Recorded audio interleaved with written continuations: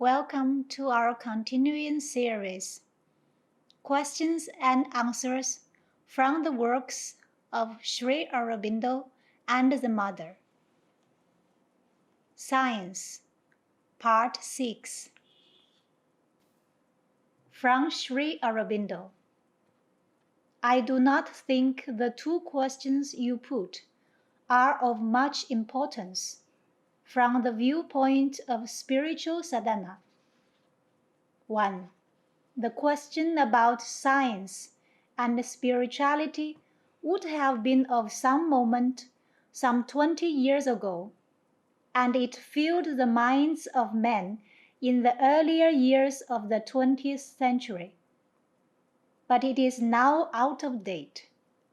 Science itself has come to the conclusion that it cannot, as it once hoped, determine what is the truth of the things or their real nature, or what is behind physical phenomena. It can only deal with the process of physical things and how they come about, or on what lines men can deal with and make use of them. In other words, the field of physical science has been now definitely marked off and limited, and questions about God or the ultimate reality or other metaphysical or spiritual problems are outside it. This is at least the case all over continental Europe, and it is only in England and America that there is still some attempt to reason about these things on the basis of physical science. The so-called sciences, which deal with the mind and men, psychology, etc., are so much dependent on physical science that they cannot go beyond narrow limits. If science is to turn her face towards the divine, it must be a new science, not yet developed, which deals directly with the forces of the life world and of mind, and so arrives at what is beyond mind. But present-day science cannot do that. A physical science is a knowledge of physical processes, which leads inevitably to action and use of physical processes. The scientist may only regard scientific truth and not utility, but he can find only truth of the process of things, not truth of the nature of things. His discoveries bring about inevitably an utility for action, for all truth of process is an utility for action, even when not the aim of science. Process and utility are the soul and body of physical science.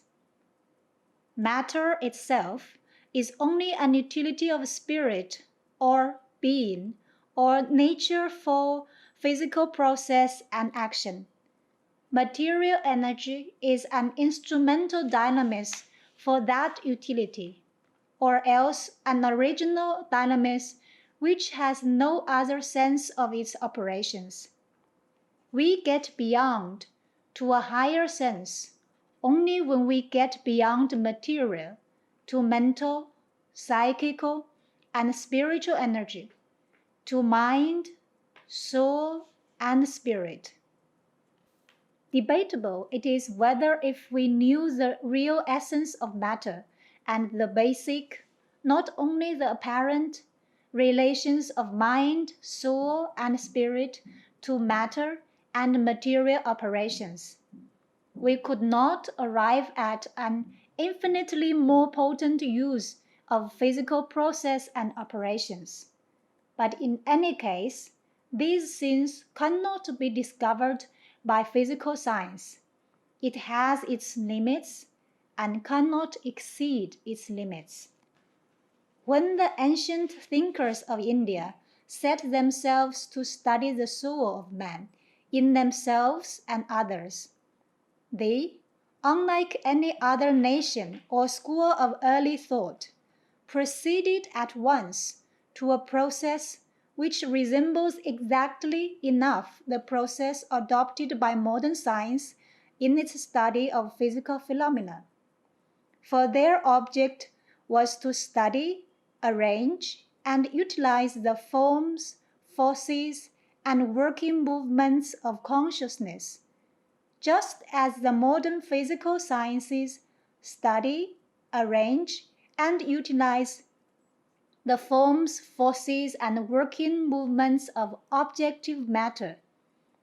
The material with which they had to deal was more subtle, flexible, and versatile than the most impalpable forces of which the physical sciences have become aware. Its motions were more elusive, its processes harder to fix, but once grasped and ascertained, the movements of consciousness were found by Vedic psychologists to be in their process and activity as regular, manageable, and utilizable as the movements of physical forces. Exact observation and untrammeled, yet scrupulous experiment are the method of every true science, not mere observation by itself. For without experiment, without analysis and new combination, observation leads to a limited and erroneous knowledge. Often, it generates an empirical classification which does not in the least deserve the name of science.